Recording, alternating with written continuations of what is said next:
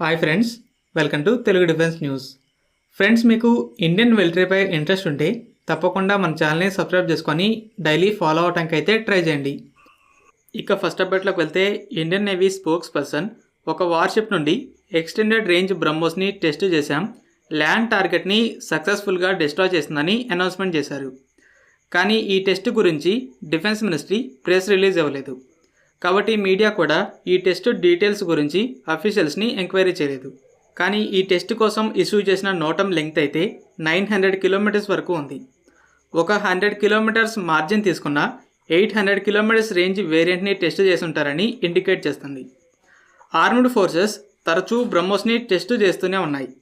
Extended range BrahMos అని చెప్తున్నాయి, కానీ ఎగ్జాక్ట్ రేంజ్ని చెప్పట్లేదు. 3 వర్షన్స్లో బేస్ లైన్ బ్రహ్మోస్ రేంజ్ అనేది 290 కిలోమీటర్స్. 2016లో ఇండియా MTCRలో జాయిన్ అయ్యాక 300 కిలోమీటర్స్ రేంజ్ రెస్ట్రిక్షన్ అనేది తొలగిపోయింది. కాబట్టి బ్రహ్మోస్ ఏరోస్పేస్ మిసైల్ రేంజ్ని ఎక్స్టెండ్ చేస్తుంది.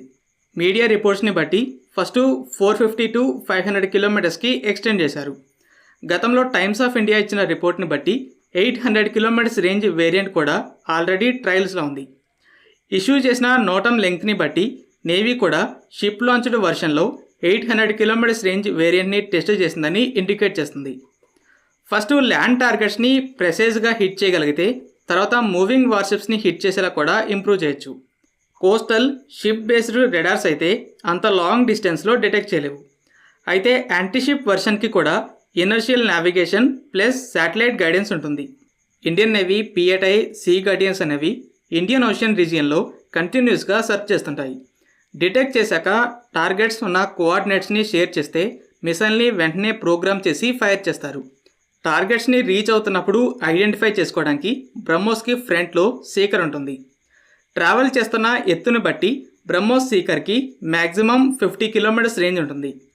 మిగిలిన యాంటీషిప్ మిసైల్స్తో పోలిస్తే ఇది 3 to 4 టైమ్స్ ఎక్కువని బ్రహ్మోస్ ఏరోస్పేస్ చెప్తుంది. 800 కిలోమీటర్స్ రేంజ్ బ్రహ్మోస్తో పాక్ చైనా టెరిటరీస్లో ఇంకా డీప్గా హిట్ చేయొచ్చు. వార్షిప్స్ కూడా స్టాండ్ ఆఫ్ డిస్టెన్స్లో ఉండే లాంచ్ చేసి టార్గెట్స్తో ఎంగేజ్ అవుతాయి. DRDO చీఫ్ ANIకి ఇంటర్వ్యూ ఇచ్చారు. ఫస్ట్ అప్డేట్, నెక్స్ట్ 10 డేస్లో ఫిలిప్పీన్స్కి బ్రహ్మోస్ కోస్టల్ బ్యాటరీస్లో గ్రౌండ్ ఎక్విప్మెంట్ డెలివరీ స్టార్ట్ అవుతాయని చెప్పారు. 2022 జనవరిలో డీల్ జరిగింది. సరిగ్గా 2 సంవత్సరాలకి డెలివరీ స్టార్ట్ అవుతున్నాయి. సెకండ్ అప్డేట్, అటాక్స్ ట్రయల్స్ అన్నీ కంప్లీట్ అయ్యాయి. ఈ ఫైనాన్షియల్ ఇయర్ అంటే మార్చ్ 31 కల్లా ఆర్మీ 307 అటాక్స్ ఆర్డర్ని ప్లేస్ చేస్తుందని చెప్పారు. పెంటగాన్ యుక్రెయిన్కి వెపన్స్ని సప్లై చేయడానికి ఇక మా దగ్గర మనీ లేవని 50 అలైస్తో మీటింగ్ జరిపి మీరు యుక్రెయిన్కి సపోర్ట్ చేయండి అని అడిగింది. లాస్ట్ ఇయర్ December 27నే పెంటగాన్ యుక్రెయిన్కి లాస్ట్ వెపన్ ప్యాకేజ్ని ప్రకటించింది. ఈ $250 మిలియన్ ప్యాకేజ్లో స్టింగర్ అలాగే 155mm షెల్స్ లాంటివి ఉంటాయి. అయితే వైట్ హౌస్ ఇక అడిషనల్ ప్యాకేజ్ని ఇవ్వడానికి కాంగ్రెస్ ఒప్పుకోలేదు. దీంతో మీరైనా సపోర్ట్ చేయండి అని అడిగింది. ఈ 2 సంవత్సరాల యుద్ధంలో ఎంటైర్ నేటో కంటే అమెరికా ఇచ్చిన సపోర్టే ఎక్కువ. యుఎస్ అఫీషియల్స్ యుఎస్ కనుక వెపన్ సప్లైస్ని ఆపేస్తే యుక్రెయిన్ కొన్ని వారాల్లో మహా అయితే కొన్ని నెలల్లోనే ఓడిపోతుందని అంచనా వేస్తున్నారు. అయితే యుఎస్ వెనకడుగు వేసిన టైంలో యూరోపియన్ యూనియన్ ముందడుగు వేస్తుంది. రీసెంట్గా నేటో 2,20,000 155mm షెల్స్ని కొనడానికి $1.2 బిలియన్ డీల్ని సైన్ చేసింది. యుక్రెయిన్కి సప్లై చేసేసరికి నేటో కంట్రీస్ దగ్గర కూడా అయిపోతున్నాయి. వాటిని ఫిల్ చేసుకొని కొంత పోర్షన్ని యుక్రెయిన్కి ఇవ్వడానికి ఈ డీల్. యూరోపియన్ యూనియన్ ఎస్టిమేషన్స్ ఏంటంటే, last year summer Ukraine counter offensive జరుగుతున్నప్పుడు రష్యా డైలీ 20,000 షెల్స్ని ఫైర్ చేయగా యుక్రెయిన్ డైలీ 4,000 to 7,000 షెల్స్ని ఫైర్ చేసింది. అయితే రీసెంట్ వీక్స్లో యుక్రెయిన్ డైలీ 2,000 షెల్స్ని మాత్రమే ఫైర్ చేస్తుంటే రష్యా 10,000 షెల్స్ని ఫైర్ చేస్తుంది. కాబట్టి ఈ డీల్లో కొన్న షెల్స్ అన్నింటినీ యుక్రెయిన్కే ఇచ్చిన యుక్రెయిన్ గట్టిగా ఫైర్ చేస్తే నెల రోజుల్లోనే అయిపోతాయి. అలాగే UK ఫ్రాన్స్లు already storm shadow scalp మిసైల్స్ని ఇచ్చిన విషయం తెలిసిందే. అయితే జర్మనీ సిమిలర్గా ఉండే KEPD-350 టౌరస్ క్రూజ్ మిసైల్స్ని ఇవ్వడానికి ఒప్పుకోలేదు. అయితే UK ఏం చేస్తుందంటే, మీరు డైరెక్ట్గా యుక్రెయిన్కి ఇవ్వకపోయినా పర్లేదు, ఆ మిసైల్స్ని మాకు అమ్మండి, మేము యుక్రెయిన్కి ట్రాన్స్ఫర్ చేస్తామని డిస్కషన్ జరుగుతుంది. అమెరికా కనుక ఇక ఇవ్వకూడదనే నిర్ణయాన్ని మార్చుకోకపోతే యుక్రెయిన్కి అది సీరియస్ ట్రబుల్ అవుతుంది. మరి యుఎస్ లేకుండా నేటో కంట్రీస్ యుక్రెయిన్ని ఎంతవరకు నెట్టుకొస్తాయో చూడాలి. నిన్న ఈ యుద్ధంలో మరో బిగ్ ఇన్సిడెంట్ జరిగింది. యుక్రెయినియన్ బోర్డర్లో ఒక రష్యన్ IL-76 కార్గో ప్లేన్ అనేది క్రాష్ అయింది. మొదట ఒక Ukrainian media channel Ukraine military sources ఈ IL-76 ప్లేన్ని షాట్ డౌన్ చేశామని చెప్పారని పబ్లిష్ చేసింది. ఈ ప్లేన్లో రష్యన్ S-300 మిసైల్స్ ఉన్నాయని చెప్పింది. అయితే కొద్దిసేపటి తర్వాత రష్యా ఈ ప్లేన్లో 65 యుక్రెయినియన్ ప్రిజోనర్స్ ఉన్నారు, బోర్డర్లో ఎక్స్చేంజ్ చేసుకోవడానికి తీసుకొస్తుండగా యుక్రెయినే దాన్ని షాట్ డౌన్ చేసిందని అక్యూజ్ చేసింది. దీంతో యుక్రెయిన్ మీడియా ఛానల్ ఎడిట్ చేసి యుక్రెయిన్ షాట్ డౌన్ చేసిందని తీసేసి ఓన్లీ క్రాష్ అయిందని పబ్లిష్ చేసింది. ఫైనల్గా యుక్రెయిన్ తమ సోల్జర్స్ని తానే చంపుకుంది.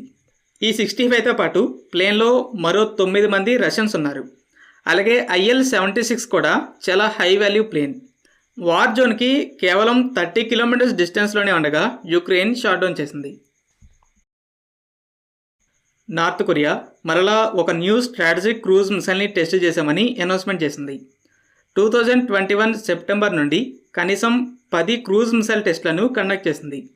వీటికి 2000 కిలోమీటర్స్ రేంజ్, అంటే సౌత్ కొరియాతో పాటు జపాన్లో ఉన్న US మిలిటరీ బేసెస్ అన్నింటినీ కూడా రీచ్ అవ్వగలదని చెప్తుంది. స్ట్రాటజిక్ అని రిఫర్ చేసిందంటే ఈ మిసైల్ కన్వెన్షనల్తో పాటు న్యూక్లియర్ వార్హెడ్ని కూడా క్యారీ చేయగలదని అర్థం. North Korea strategic ballistic missile ఆర్సెనల్తో ఒక క్రెడిబుల్ న్యూక్లియర్ డిటరెంట్ని బిల్డ్ చేసుకుంది. అయితే కన్వెన్షనల్ వార్ఫేర్ కేపబిలిటీస్ కోసం dual capable short range ballistic missiles cruise మిసైల్స్ని ప్రిపేర్ చేస్తుంది. అయితే ఇందులో ప్రెసిషన్ స్ట్రైక్స్ని జరపడానికి అడ్వాన్స్డ్ సర్వేలెన్స్ ప్లాట్ఫామ్స్ కూడా కావాలి.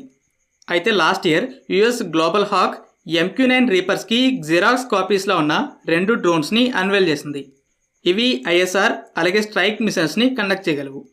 అలాగే లాస్ట్ ఇయర్ కొన్ని శాటిలైట్ ఇమేజెస్ నార్త్ కొరియా ఒక రష్యన్ IL-76 ప్లేన్పై లాంగ్ రేంజ్ రాడార్ని ఇన్స్టాల్ చేసి ఎవాక్గా కన్వర్ట్ చేస్తుందని ఇండికేట్ చేశాయి. ఇవి ఎయిర్ సర్వేలెన్స్తో పాటు గ్రౌండ్ సర్వేలెన్స్ని కూడా అందించగలవు. ఓవరాల్గా నార్త్ కొరియా న్యూక్లియర్ వార్తో పాటు ఇప్పుడు కన్వెన్షనల్ వార్కి కూడా ప్రిపేర్ అవుతుంది. ఫ్రెండ్స్, ఈ వీడియో మీకు నచ్చినట్టయితే లైక్ చేయండి. అలాగే మరిన్ని ఇంపార్టెంట్ డిఫెన్స్ అప్డేట్స్ కోసం మన ఛానల్ని సబ్స్క్రైబ్ చేసుకోండి.